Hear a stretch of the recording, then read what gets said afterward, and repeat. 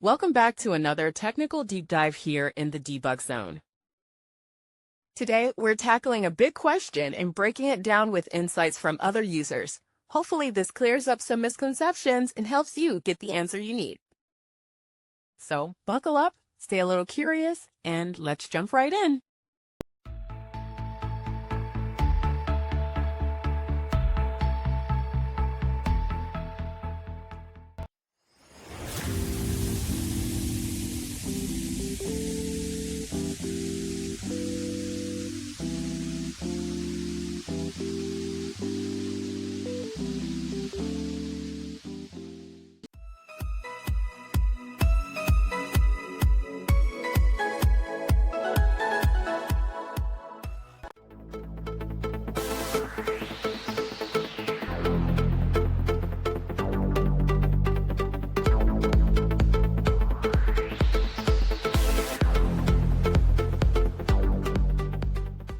And that's a wrap.